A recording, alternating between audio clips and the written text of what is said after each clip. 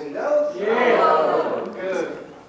So I'm Ed Capaldi. I've been here 16 years. I worked 10 years in Altair Golf News as the CIO, head of strategy, and then 6 years ago I now work with CEOs to help them build strategy. But at my core has always been an agile element. And these guys obviously have no one else to turn to, and they asked me for advice on their journey. So that's me. More importantly, it's Steve Snowdon, whose brother is famous in the world for doing that. He's American, and the spelling of the name is definitely different. His is E-N, not O-N. No, and I'm also not related to part of the royal family either. So that's, I wish I was, otherwise I probably wouldn't be here. And he's in charge of Lean, and now Lean and Agile in the Mashreq Bank. And today we're going to talk about the good and bad and the ugly of their journey. I was only in their little sprinklings, it's mostly his great work, and the ethos of that company in trying to become agile. Yeah. So let's give it to Well, everyone. So, thank you. So I hope you enjoyed the lunch. Okay, simply, yeah, very healthy. I like that. That's top draw. So over the next, I think, 40 minutes or so, we're going to cover, as I mentioned in my little spiel this morning, this is Mashreq's journey. Okay, the highs, the lows, and where we are with it at the moment. The caveat is we are far from experts. This is our translation of what we feel is relevant for us and what works for us, okay? If we have any agile purists in the audience, please forgive me.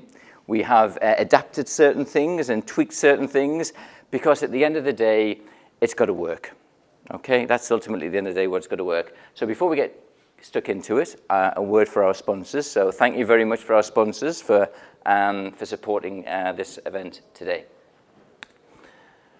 So what I want to start off by saying is that not every organization has a platform to build on, okay? We have been very, very lucky. Mashreq is part of the Al Ghurair group. Our CEO, Abdulaziz Al Ghurair, a very astute businessman, a visionary in his own right. And because of that, we've been doing this over the years, okay? Now, I'm sure if we're like testing our arms a little bit, I'm sure who's been a bit involved in TQM in anyone's dim and distant past? Yeah, total quality management, business process re-engineering. Does that ring a bell to some people as well? Yeah, absolutely. So likewise, any other organization, we've been involved in this through our journey. Now, what's been pretty key about it is I came into it here, 2011. In 2011, we set up with the help of McKinsey at the time, a lean program, very much based on kind of the Toyota model at the time, okay? Many people in there are aware of that. Now, the reason why we chose McKinsey is that they had the ability to take some Toyota aspects, change it so it could be deployed in the financial arena, and we did that. But we only really started learning and getting the results out of it when we changed it to suit our organization. And I think a lot of people at that time were looking at Lean and Lean Six Sigma and getting consultants in and doing a plug-and-play model, and they never really had the sustainability of it. It kind of died on the, withered on the vine a little bit. So we're quite pleased that we took it, we changed it, we adapted it, and we're managing to sustain it. And through all this, including, we also, part of my team, look after robotic process automation as well. It's very much closely linked with Lean, removing waste, improving efficiencies. And then we're obviously looking at Agile projects and where we are now, which is Lean Agile. And the key thing that we see is it's not a radical change, it's very much evolution. It's looking at how things are interconnected with other. So we had to take a little bit of leap of faith here. We don't have to take a leap of faith here because we have all this foundation and that we know it actually makes sense to take that waste out. So Steve, just a question there. You said when you went into Lean, McKinsey's came in, similar things to companies here, the whole fake agile thing, Yep. Getting the big consultancies in, but you said you made it your own. Yeah. How important was the balance of your culture and understanding lean. And likewise, the same thing when you went into Agile. And what I'm trying to get at is, the big problem will be, as one of my friends here 4 or 5 years ago says, yeah, but we're really Agile here. We change our mind every day. Yeah, that's very true. So there's a serious element of that. No, absolutely. How do you make sure it's within the confines of Yeah. whatever it is to be lean or Agile? What we decided as an organisation is we decided, what's our values? What's at the core of our organisation? What do we truly believe in? And as long as the methodology that we've adapted stays true to that, then we can sleep easy at night. It might not be exactly what the consultant wanted us to kind of launch, but what consultants and I may do, they do bring value add because they give you a structure that you can repeat. And that's great to begin with. But after 6 months, what you've got to do is you've got to learn from that, and you've got to really build on it and make it your own. And what I mean by making it own is, it's not a plug-and-play model. We're quite a diverse part of the organization. We have parts of our corporates that do syndicated lending in the millions and billions of dollars. At the other end, we've got a business, an SME that's a corner shop. We have got high net worth individuals in our private banking. We've got, traditional families who just are normal personal banking. So we've got a massive variety. So what works in one area might not work in another area. So it's critically important that you allow certain flexibility. And the other key thing, which is the same for Agile, is you cannot force it onto people. You cannot do it to them. You've got to do it with them. The question, I don't know if you can answer that. If you can compare against sort of, in the UK, perhaps your team would have been more homogeneous. Whereas here in the UAE, inevitably, I think you have different cultures. And Yeah.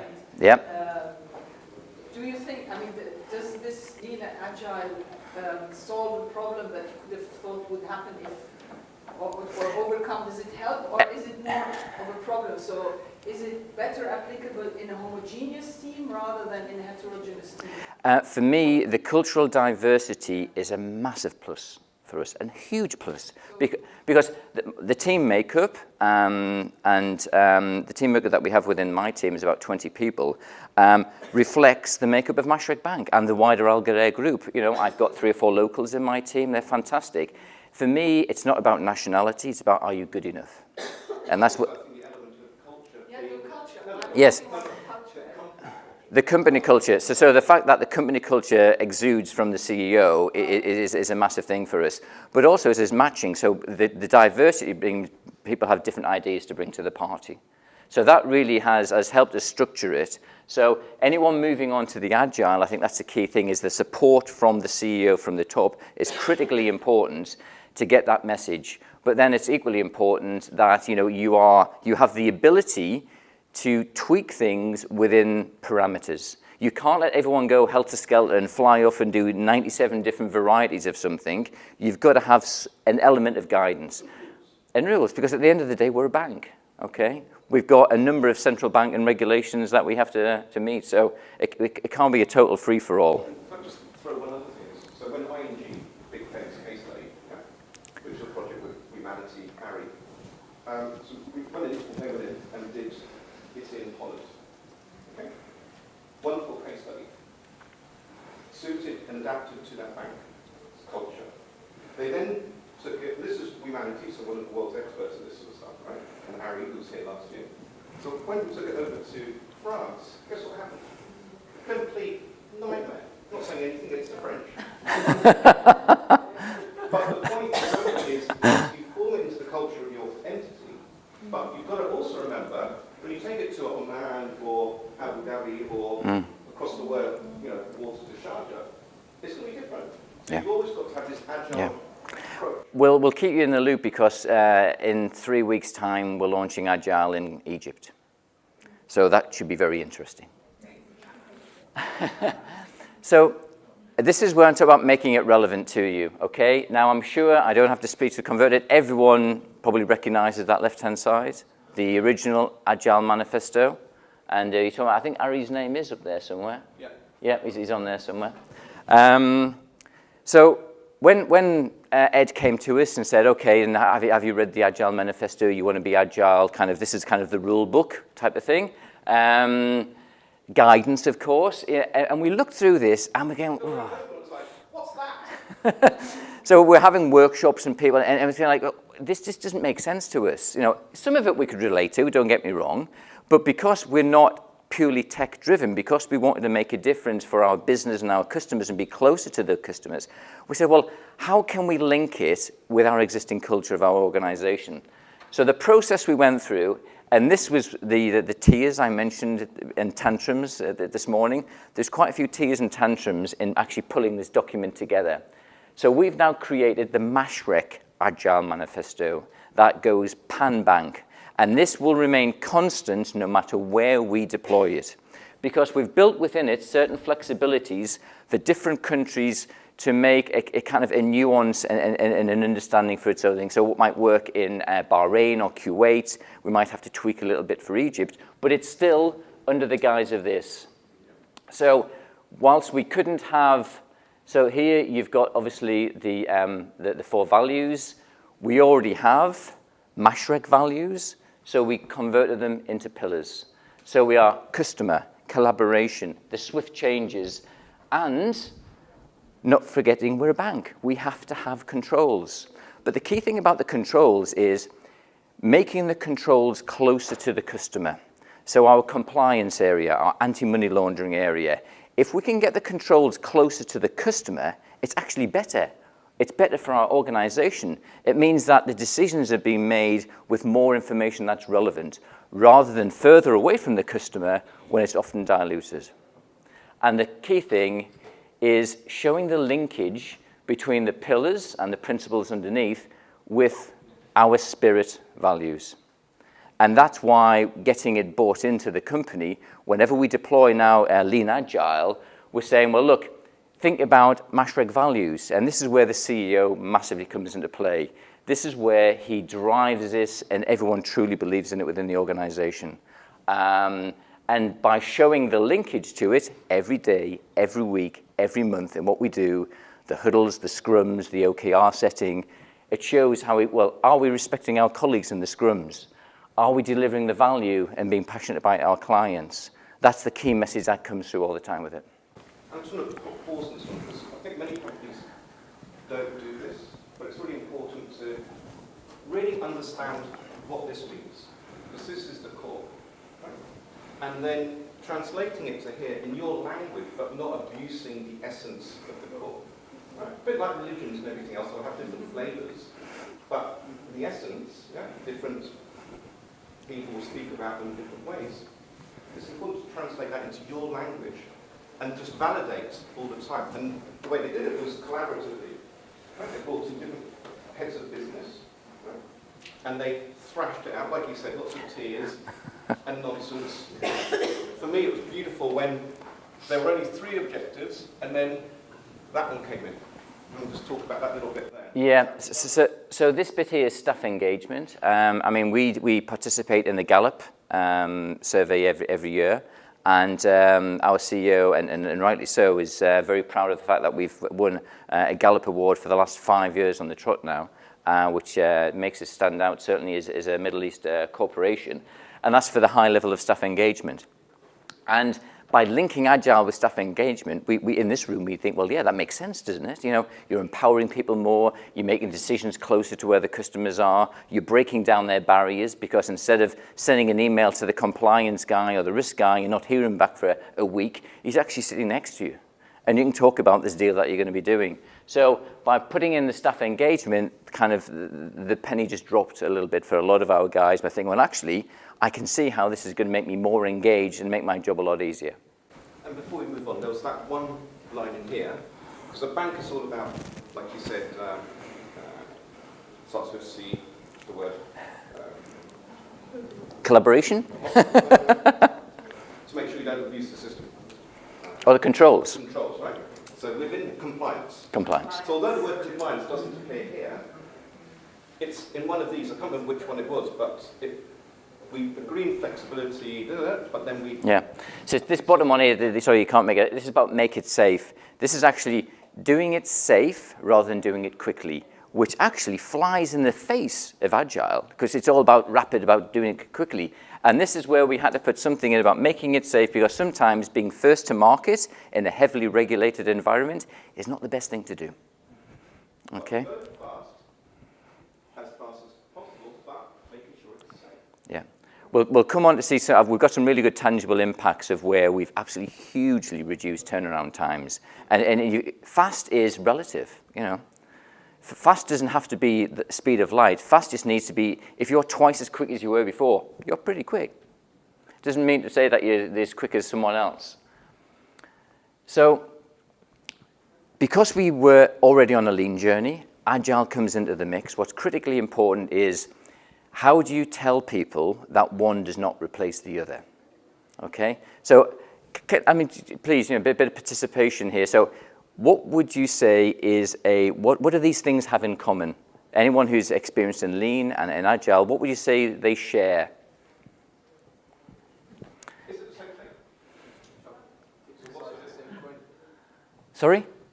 Different sides of the same coin. Yeah, exactly. Could anyone kind of elaborate a bit more on that? They are the same sides of the same coin. Yes. Yeah. So customer centricity is key for both, yeah? Yeah. Okay. Simplify your process basically. Ensure that you're on time and reaching faster. Yeah, being more efficient, absolutely. Yeah. So you're right, they do have a lot of commonality. So the way we did this was we took a step back and said, well, what are the objectives of lean and what are the objectives of Agile as far as Mashreq Bank was concerned? And we looked and we compared this and we're thinking, well, this is Ed's favorite. And this is, our exec love this because they can see the dollar signs behind it. It means happy people are more productive people. If you're doing Scrum and everything properly, it's twice the work and half time. We used to argue about philosophy a lot, yeah? But for me, philosophy is about this thing, mixing with happiness. Yeah. And you're right, so, you know, Toyota, reducing waste, using the talents of people, very people-centric. Agile's massively people-centric. Making the swift changes, collaboration, working together. And the commonalities, obviously, are pretty much there, and the empowerment. Cross-functional collaboration, this is where we're going to talk about breaking down silos in a second, and that's been one of our biggest barriers, okay? The cultural change between a them and us organization. We have silos within silos, for heaven's sake. I mean, it's that bad. The financial sector is one of the best for doing that. So, well, there is that as well. We have lots of alpha males and alpha females in our organization, and egos are abound. So one massive assistance is we are purely independent, okay? We report into the CEO directly. So what that means is that we're not on the side of operations, we're not on the side of the business, we're doing what's best for our customer and therefore what's best for our organization. So, Can you just explain a little bit about the lean agile team at this point, or a bit later? yeah, no, I can do that now. So the structure of our lean agile team is that we are based around our tribes, our segments, okay, whether it's corporate, retail. Actually, Farouk, do you want to stick your hand up? So Farouk is he looks after corporate for me, basically. Everything that moves in corporate, he looks after. From a whole lean agile perspective, including sustaining the things that we deliver. We also have a part of the team that is about intelligent process automation, because if you think about it, that's an evolutionary step. Lean, applying the SEMCA model, you know, simplicity, automation, elimination, etc. The A in SEMCA is automation. So it's obviously that, you know, anything about robotics, we need to be centered within the lean team. So what we then do is we dedicate the teams to the relevant segments of the organization, and they become the one-stop shop. And then we have to, you know, make sure that we're delivering on that, sitting with the business, being the independent agile coach for that tribe or for that squad. That's the key role that we play. So we can challenge them, and I think one of the presentations this morning about teams, having teams set up, and you've got, you know, the solidity of the teams and keeping teams the same. That's what we do. That's what the teams are made up from the business, and we have that independent role that applies a little bit of challenge. Because a lot of our people in Mashreq love comfort zones, don't we all? You know, a bit, oh, I'm happy here, that's great. But the danger of comfort zones is that you don't get the challenge as much as maybe as you should do. You're very comfortable with that new person that you're working with now over 3 months, 6 months. That has massive advantages. It also has a little bit of disadvantages you've got to be careful of. Where's the challenge? Where's the push? Are you really driving as quickly as it could be?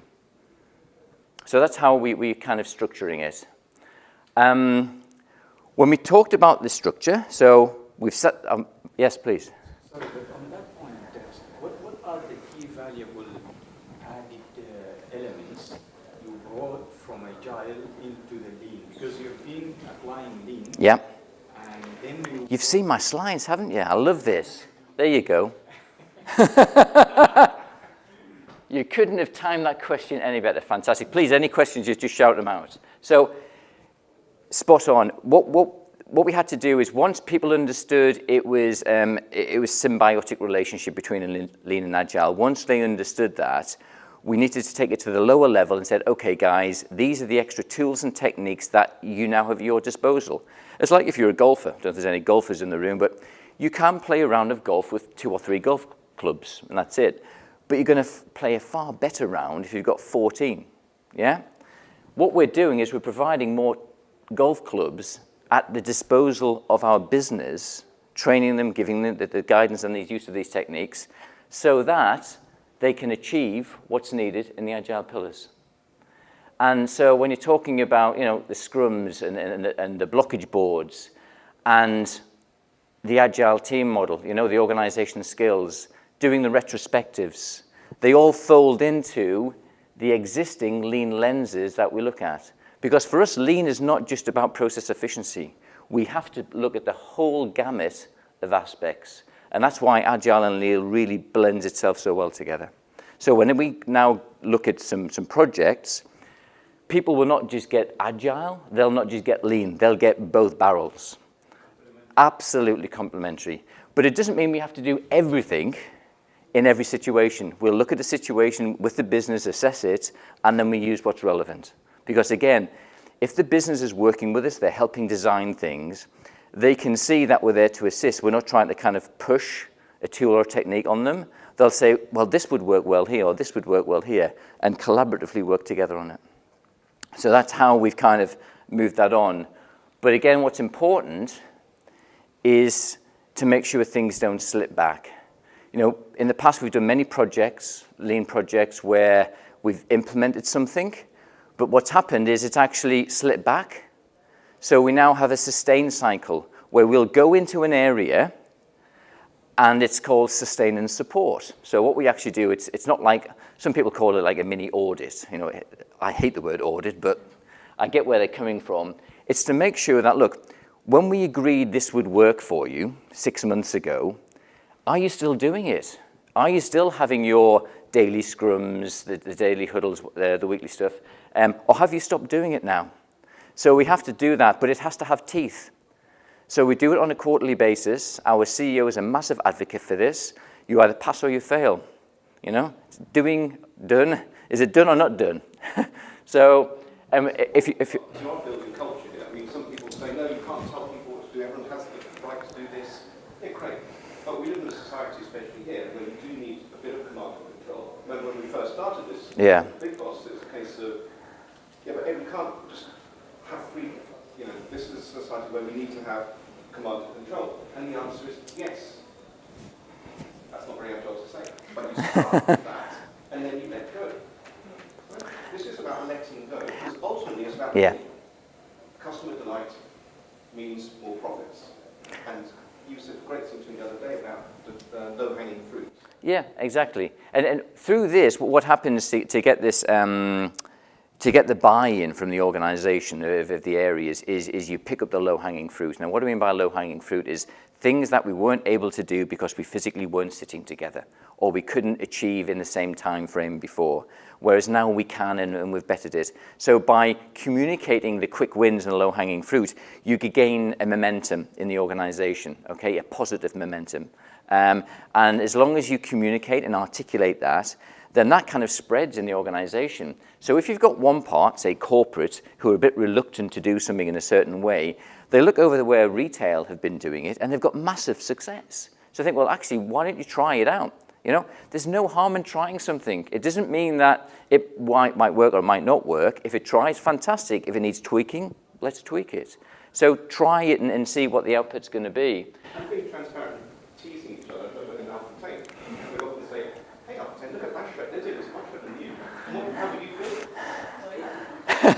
feel? He did the same for us in the early days, don't worry. Go back to your agile teams about policing coming in, right? Being that outside-in perspective, how does that help those teams maintain that? Because sometimes they've got dragged in too much. You have to actually... That's right. So the agile coach role that my team plays it's independent and therefore has a barrier. And what's key is that we don't get sucked into what I call BAU stuff. So you're going to have an area, so when we're setting our objectives, key results, or the OKRs, some of it might be, say, I don't know, I want to reduce my rejection rate on credit cards from 30% down to 10%, okay? Now, that to me is a BAU thing. They should be doing that within the business. They should have the skill set and understanding to be able to manage that themselves, especially since we've been doing lean since 2011, and they're pretty well trained on it.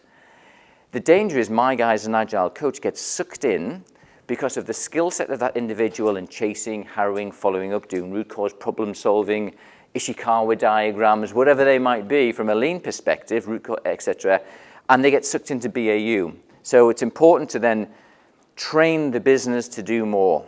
And that's the danger. And I constantly say to the CEO, we have a team of 20-odd expert problem seekers and problem solvers. We should have hundreds and thousands in our organization. How good could our organization be if everyone had it in their DNA to be sitting at their desk and saying, how can I do this better? Looking for problems themselves without someone allegedly, being parachuted in saying, that's a problem, this is a problem, let's fix it together. If you've got that in your DNA within your organization, then I think, you're really flying high. And we have it in pockets, but we're not there yet, definitely not there yet. The team barometer, it's very much important that mindset changes. If you're asking your guys to change something, and this is totally anonymous, we've got it now on Microsoft Teams. So once a month, we've got 6 questions, and we say, how's things? It's just a pulse check. How's your life today? How's it going? Have you got the right tools and techniques? Are you having the level of empowerment that you need, etc.? And these get displayed. And then the tribes and the squads will have meetings and say, okay, then today's stand-up is talking about the team barometer results. They've come down on these questions. What are we doing wrong? It's a great reflection tool to use that. And it ties in with our Gallup survey as well.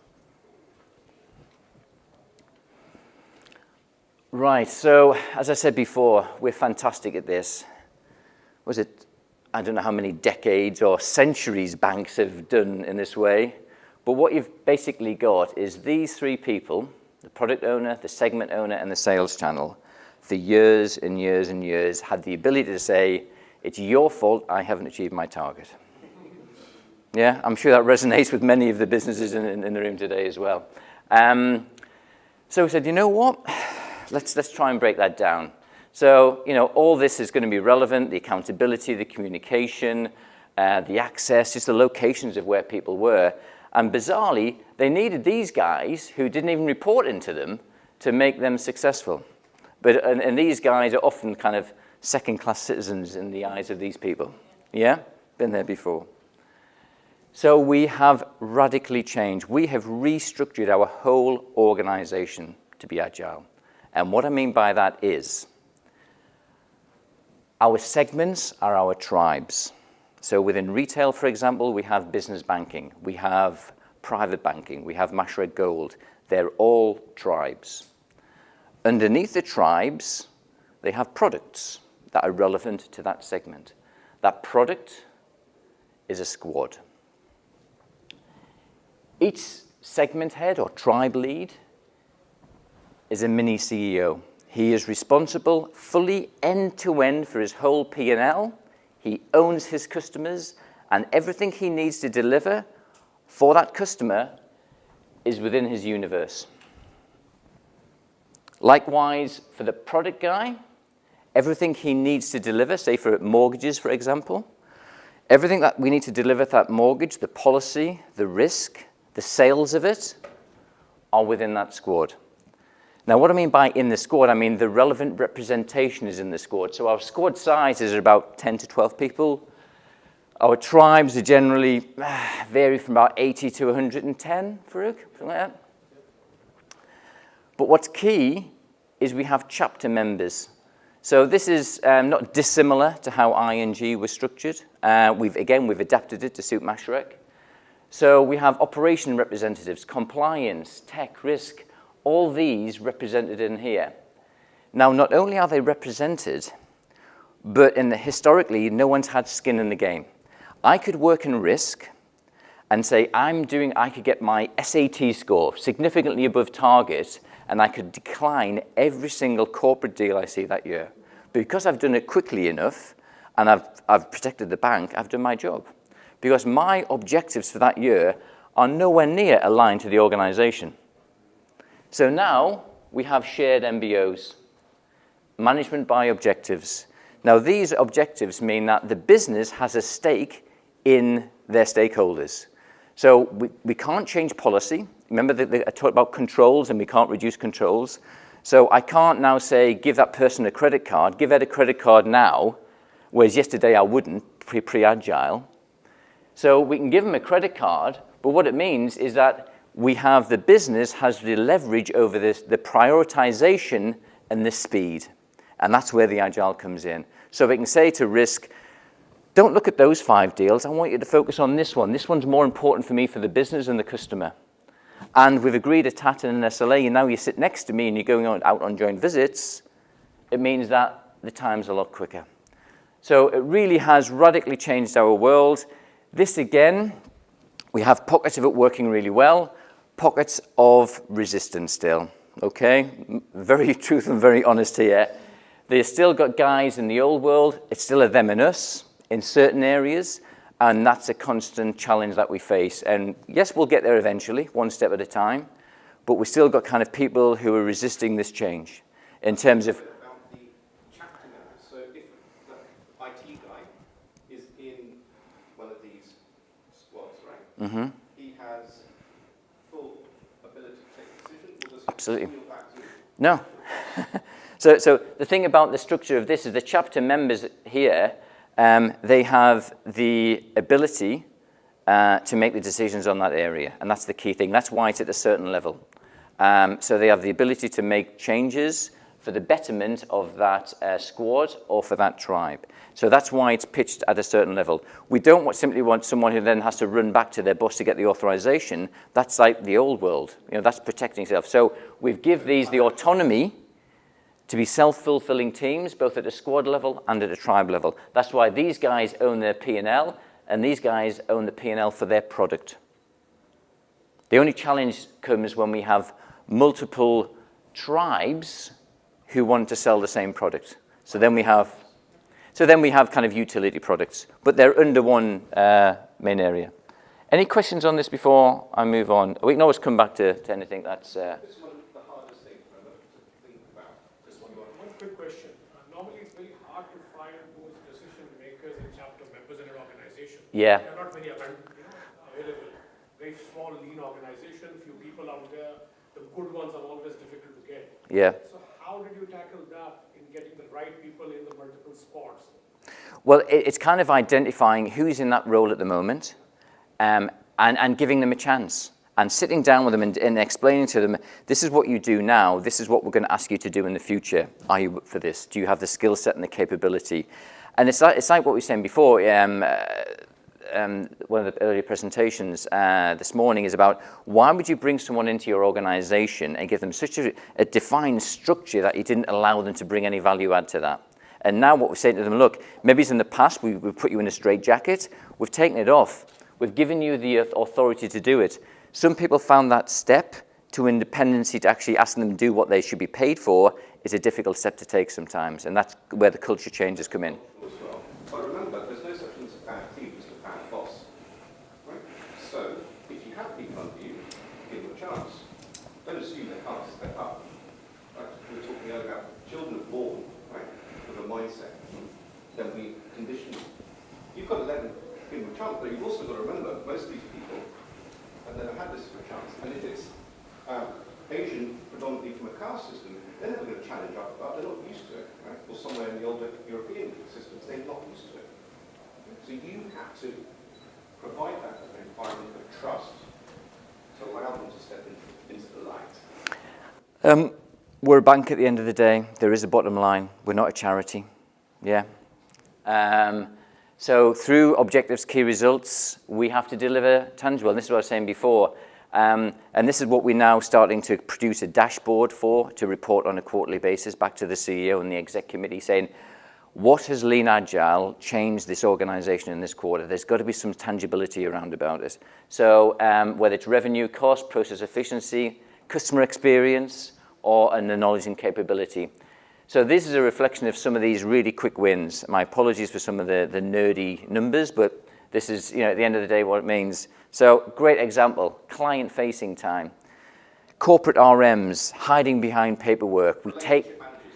Yes, relationship managers. We take that paperwork away from them, okay, by efficiencies, by Lean Agile, put them in structured teams. All of a sudden, you have an extra 160 meetings per week happening in that environment. That's 160 opportunities to improve your customer's business more than you had before. How can that not be good? So these types of things have been happening for some time now.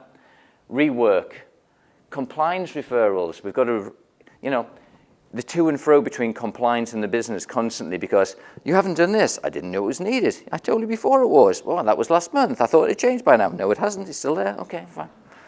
So this constant to and fro, you're sitting with a business. All of a sudden, I know what's needed. The compliance understands the business better, and massive impact, which again benefits the customer because things are done quicker. And profitability, right? Of course. A lot of ways to prove it. So talking about things done quicker, the connection between rework, so rework for credit cards, as far back as I can remember, back to 2011, we have never had our rework rate, rejections, referrals, whatever you call it, we've never had it in single figures on credit cards. Never. The first low-hanging fruit is we've got it to 8% by doing Agile. So again, massive celebrations. So that again starts this momentum of things, look what we can do. But this is low-hanging fruit. My constant challenge to the business is, guys, you're picking the fruit up off the floor. We've now got to climb the tree. We're 14 months into our journey. You've got to climb the tree to pick higher fruit. Climbing a tree is harder. It requires a bit more energy. It's tougher. So what we did before in the first 12 months of our Lean Agile journey, fantastic. Well done, Mabruk. You can't replicate that. You've got to be better now. Constantly raising the bar. You can't do the same as what you did last 12 months and expect the next level of improvements. And then finally, capabilities. So whether it's scrumstudy.org or any other entity, we've pushed 400 staff through some sort of external certification for Agile. Fundamentals course, product owners, Scrum Masters, Agile coaches. What we're now devising is realizing that not everyone within the organization needs this external certification. So internally, we're creating Mashreq Agile certification, which is kind of a light touch, but it gives people enough knowledge and enough awareness to actually implement that. And some of it's propaganda, right? So I think certification is also, but you do it to also change the mindset. We did start late, though, by the way. And the other key thing is the online course. We've launched last week Mashreq Lean Agile Online. So it's an online test that everyone in the organization, every single one in the organization, 4,500 people, have to do this once a year, and you have to pass it. That is a way of embedding kind of the culture, and it's an 80% pass rate. Remarkable indicators. I'm really impressed to see that. But I was wondering, honestly, because you can easily see the outcome of Agile and all the digitalization that Mashreq has done so far by entering the online banking. But at the same time, the online banking is so sophisticated, offering so many options to the customer that I was wondering, is the customer aware of all these things, and do you scale the revenue based on every single option you give to the customer, or it's only there and you keep the customer to build that awareness slowly and then get used of them and then you scale your revenue based on that? The thing for me is you've got to, it has to be customer-driven change. Banks in this area and globally can no longer push products and services to their customers. It has to be customer-driven change. How many of us go into a branch to do our banking? We were talking over at lunch about everyone doing their banking on the mobile phone now, regardless of where you are. So it has to be customer-driven demand. And for us, it's just offering those different channels for the customer. So I'll kind of leave you on this one because we're running out of time. But this is some of the verbatim feedback, and this is the one that I like the best, because the others are business. If I'm in business and I'm improving my top line or my bottom line, you'd expect them to be pleased. But this is kind of compliance guys running through, saying how things are far better for themselves. I've got one final slide, which I'll quickly put up, which is this. So this really shows you the structure. Discipline. Agile has a discipline. If people think it doesn't, they're sadly mistaken. And this is Mashreq's structure of how we move through the daily, weekly meetings, all the way now, because we're scaling this, because we're launching it in Egypt, Bahrain, Kuwait, we've got to do stuff in London as well. We need elements of scaled Agile framework or SAFe. So now we have to have a kind of a steering committee to make sure that actually the manifesto that we showed you before is constant throughout, is that these countries aren't, changing it to suit their needs, is that we have to have consistency of approach. So all this combined with a change of our audit. So audit now audits an Agile team. They don't audit silos, they audit the Agile team, which again is a best of change. And it's one step at a time. This is all done in 18 months. So without the top, the CEO supporting this, and allowing this, not coming in the BS that exists, you get there quickly. And let's face it, Mashreq is a local entity which comes with all that baggage, right? But it's still been able to. And like we said, yeah, it's not perfect. It's a journey, right? It's always a journey. But big, big steps. Huge. Like said, they pick numbers to prove it actually brings in benefit. Yeah. Winning in the market. Win hearts and minds. Yeah. You win hearts and minds and you're nearly there. You really are. I think we also have one question. This is impressive, these movement figures. But how do you link and relate these figures to the implementation and application of Agile? Because as we know, in a business environment and in the industrial world, Yep. there will be so many factors for success in an organization. The linkage is, these are not new. These have been worked on for decades within the organization, and we've seen a step change just purely from the launch of Agile. So it's easy to relate to because we have the OKRs. The OKR says, I want to reduce my rejects, and we've achieved it. Historically, we didn't. It's kind of, it's it's there in black and white, is that Agile has been the reason behind this. We can create efficiencies, but it's up to the business to use those extra times and deliver things to the customer. So they have to use that effectively. But it's easy to link it because the OKRs haven't changed massively. They're quite traditional. Okay. I am around again, so if any further questions afterwards, conscious of time, and the book guys are waiting at the back. So, right, thank you.